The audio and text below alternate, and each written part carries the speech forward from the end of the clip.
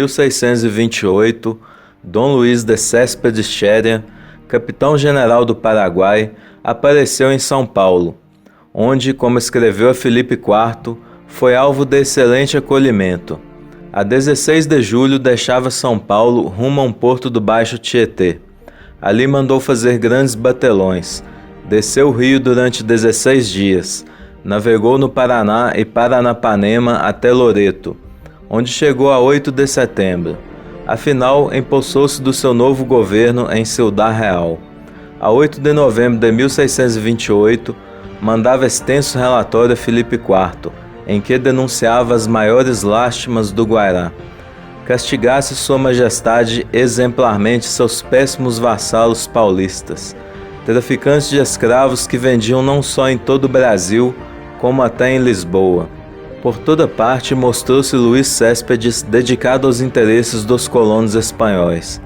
Ia diverso aos padres inacianos e à sua catequese. Dirigindo-se aos índios, procurou incutir-lhes a mais completa submissão aos seus encomendeiros. Fez amarga censura aos jesuítas, cujas reduções haviam se convertido em refúgio de escravos tupis, fugidos ao cativeiro dos paulistas, provocando-se assim o legítimo desforço dos senhores de tais escravos.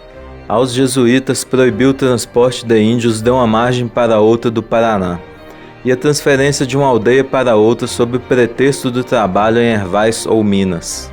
Enviou Céspedes Felipe Romero como delegado para inspecionar as reduções de Loreto e Santo Inácio, convidando os padres a expulsar todos os índios refugiados de procedência paulista. Assim se impediria a infalível represália dos de São Paulo. Melhor ainda seria a aplicação de drástica medida, enforcar os fujões e aqueles dentre os aldeados que os acolhessem. Só assim ficariam as aldeias livres da inevitável agressão paulista. Mas, em princípios de 1629, escrevia Céspedes a Filipe IV, contando-lhe que passou 2 vezes em Vila Rica.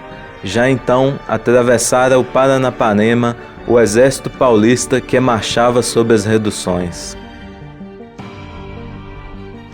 Em 1629, ocorreu um dos mais notáveis episódios da história do bandeirismo, a destruição das grandes reduções do Guairá, pela coluna paulista, pequeno corpo de exército a que chefiavam 2 homens férreos, o velho Manuel Preto e o jovem Antônio Raposo Tavares, que foi o lugar-tenente de Manuel Preto e certamente a alma da expedição, que talvez haja deixado São Paulo em agosto de 1628, rumo ao sul.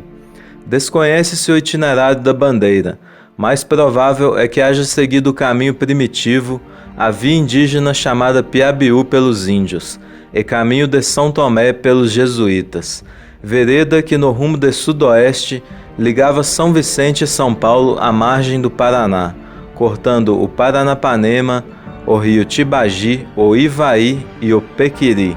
Em 8 de setembro, atravessaram os bandeirantes o Tibagi. Sua vanguarda, comandada por Antônio Pedroso, não tardou em aprisionar índios da aldeia da Encarnação. O superior do pueblo, padre Antônio Ruiz, pediu-lhe a soltura dos seus catecúmenos. Recusou o paulista. Então apresentaram-se em face da estacada de Pedroso os padres Cristóvão de Mendoza e José Domenech, à frente de 1.200 índios. Depois de uma batalha em que o padre Mendoza foi ferido, houve ajuste de contas com os invasores. Restituiu Manuel Preto os aprisionados, prometendo não atacar as reduções e só cativar índios bravios.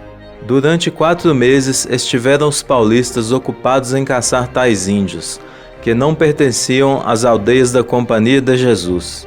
Mas a 30 de janeiro de 1629, ordenava Raposo Tavares ataque à redução de Santo Antônio, onde Simão Álvares fez grande número de prisioneiros. Apesar dos protestos do padre Pedro de Mola, superior da aldeia, levaram tudo a sangue e fogo, ferindo, matando e roubando, sem perdoar aqueles que se refugiaram na sacralidade da igreja, profanando-o sacrilegamente, escreve Jarque em seu raríssimo Insignes Missioneiros. Preferiram os chefes bandeirantes voltar a São Paulo, com a avultada presa feita. É provável que por volta de maio de 1629 estivessem em sua vila. Apenas chegado, partiu Manuel Preto novamente em campanha, agora para Santa Catarina. Grande desenvolvedor e chefe de todas essas entradas e malocas, proclamava que a sua grande aspiração era morrer no decurso de suas correrias. Assim partiu com numerosos brancos, mamelucos e tupis, sob o pretexto de povoar a ilha de Santa Catarina, até levou capelão nesta nova entrada. Em agosto e setembro recolhiam a povoado os últimos destacamentos da Grande Bandeira de 1628. Jamais se viu tão grande presa. A esta coluna de cativos haviam acompanhado com a maior solicitude os padres Mancila e Mazeta.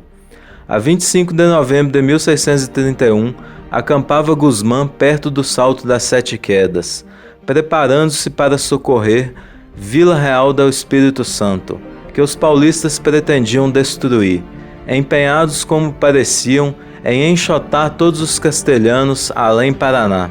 Certo de que a situação no Guairá era insustentável, apressou o padre Montoya o êxito geral de seus índios de Loreto e Santo Inácio, únicas reduções que ainda subsistiam das 13 recentemente florescentes. E o fez embarcando seus gentios, nada menos de 12.000 guaranis, em 700 jangadas e canoas.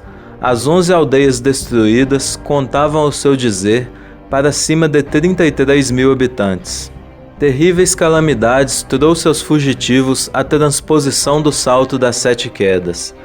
Foi preciso abandonar as embarcações, fazendo-se a retirada a pé por 25 léguas, até um ponto onde o rio novamente dava navegação, e onde os pobres exilados embarcaram em canoas feitas às pressas.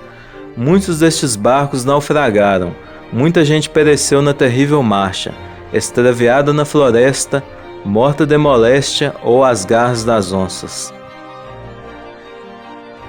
Reforçando o que dizia o vice-rei do Peru a Filipe IV em 1632, que os paulistas sustentavam de pés juntos ser legitimamente seu o território guairenho.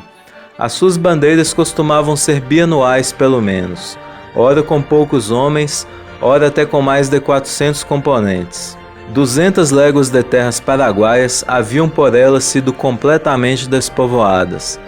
Precisava tal situação ser examinada por uma junta de ministros das coroas da Espanha e Portugal, fossem resgatada a capitania de São Vicente e colocados em São Paulo governadores régios à frente de boa guarnição de tropa europeia.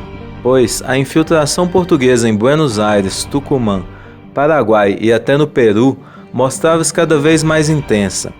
Eram os portugueses os agentes de enorme contrabando no prata. Faziam fingidas arribadas em Buenos Aires, onde despejavam negros e mercadorias, prejudicando muito o comércio da Espanha. Muita prata descia do Peru à cidade portenha, daí ao Brasil e à Holanda, graças aos cristãos novos brasileiros. Vitoriosas no Guairá, continuavam as bandeiras no combate ao domínio jesuítico espanhol. Voltaram-se para o sul de Mato Grosso, para o Itatim, como no tempo se dizia, onde existia o núcleo muito importante de Santiago de Jerez. A primeira grande entrada paulista realmente realizada em território sul-rio-grandense ocorreu em fins de 1636, com Antônio Raposo Tavares à frente. Certos da vinda dos paulistas, haviam 2 jesuítas, antigos militares, os irmãos Bernal e Cardenas, cercado de paliçada a grande aldeia de Jesus Maria, e feito seus índios executar exercícios bélicos. Partindo de São Paulo com 150 brancos e 1.500 tupis, tomou Raposo Tavares, em janeiro de 1636, a antiga vereda das migrações primitivas, via que até 1773 seria a única a existir como estrada para o extremo sul do Brasil. A 2 de dezembro, Raposo atacou Jesus Maria, encontrando forte resistência, mas a aldeia capitulou, perecendo no assalto diversos paulistas e muitos tupis. Feridos haviam sido o padre Mola e o irmão Bernal. Pouco depois, apossava-se Raposo das reduções de São Cristóvão e São Joaquim, Ao seu encontro marchava um corpo de 1.600 homens, alguns espanhóis e os mais índios, travando-se combate com consideráveis baixas de ambos os lados. Mas já Raposo conseguiu enorme número de prisioneiros. Caminhou para sua paliçada do Taquari, receoso da revolta dos cativos lá concentrados. Ali passou 4 meses e voltou a São Paulo. A segunda grande bandeira invasora do Rio Grande do Sul foi a de outro e formidável cabo de tropa, André Fernandes. Em meados de 1637 estava à margem do Taquari e contava com mais de 300 homens. 2 colunas hispano-jesuíticas organizadas pelo padre Alfaro, uma de 1.500 homens, outra de 1.300, bateram-se com os paulistas. A primeira venceu os mamelucos após desesperada resistência, e a segunda dispersou-se tomada de pânico. Deve André Fernandes ter chegado a São Paulo passado janeiro de 1639. A terceira grande bandeira invasora do Rio Grande do Sul comandou alguém cujo nome viria a assumir a maior notoriedade na história do bandeirismo, Fernão Dias Pais. Em 1640 estava de volta a São Paulo e em 1641 corria com seus índios em defesa de Santos, ameaçado pelos holandeses de grande esquadra invasora, com quem bravamente combateu. Na década de 1641-1650, deve ter realizado novas entradas, e em 1651 viu-se eleito juiz ordinário de sua vila. Muitos padres das reduções espanholas, ante os acontecimentos, sabedores de novas investidas paulistas, preparavam-se e armavam seus índios, como no caso da grande bandeira de Jerônimo Pedroso, que encaminhou-se para o curso do Alto Uruguai. Nessa ocasião, fizeram os jesuítas soar brados de alarma em todos os seus pueblos, aquém e além Uruguai. Armaram 4.000 índios, dando seu comando ao índio Inácio Abiado. Contavam com 300 escopeteiros, o resto se compunha de arqueiros. À foz do rio Bororé, no Uruguai, o padre Cláudio Ruyer pretendia travar decisiva batalha com os invasores. Travou-se então o primeiro encontro. 250 homens tripulando 30 canoas enfrentaram 100 canoas paulistas. Comandava esta flotilha o índio Abiado, e o tiroteio durou 2 horas. Em outra batalha, em 11 de março de 1641, avançou lentamente a esquadra paulista ao encontro dos guaranis. Diz o padre Ruyer que os paulistas dispunham de 130 canoas, com 300 brancos e 600 tupis. Opunham a eles 70 canoas guarnecidas por 300 combatentes bem armados. Travou-se então áspero combate entre as duas esquadrilhas, mostrando-se os guaranis muito destros no manejo das escopetas, tanto que sua destreza recordava os soldados das batalhas de Flandres. As forças jesuíticas abrigavam a estacada à beira-rio, mas o grosso de sua tropa ocupava posições de emboscada. Assaltaram os paulistas tal estaca, de onde os repeliu viva fuzilaria. Afinal, esmoreceram os assaltantes e retiraram-se. Entrincheiraram-se numa estacada, tendo sofrido numerosas baixas de brancos e tupis mortos, além de inúmeros outros feridos. Haviam perdido 14 canoas, uma bandeira, armas e munições.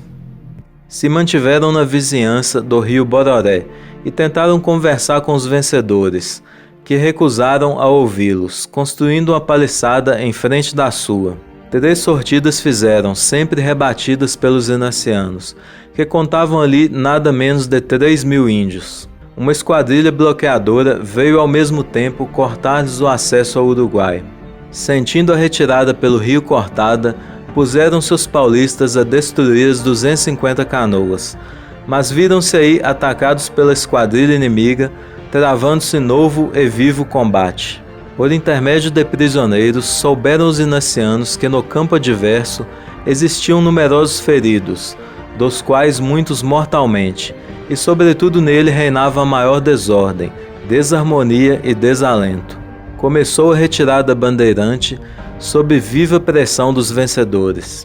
As últimas notícias que da Grande Bandeira haviam chegado ao padre Ruyer eram que bandos inteiros destropeados volviam humildes à sua vila natal, se é que ali conseguiriam chegar, tal estado em que se encontravam. Enquanto isso, da Europa, chegavam as notícias da restauração do reino português, depois do período de 60 anos de União Ibérica.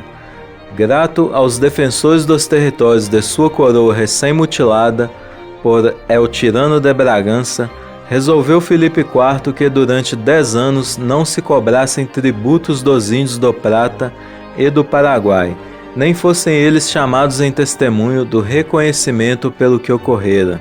Mas reinava entre os paulistas tremenda ânsia de desforra, e os padres da companhia que se acautelassem, e realmente não tardariam em reaparecer em armas e ameaçar em muitos pontos o domínio espanhol no coração da América do Sul, infatigáveis na realização de uma conquista que ao Brasil traria a posse de enormes territórios.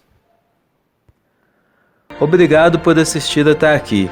Não se esqueça de deixar o like. Criei no canal uma playlist com a sequência de vídeos sobre a história das bandeiras paulistas. Inscreva-se no canal e ative o sininho para não perder os próximos vídeos. Obrigado e fiquem todos com Deus.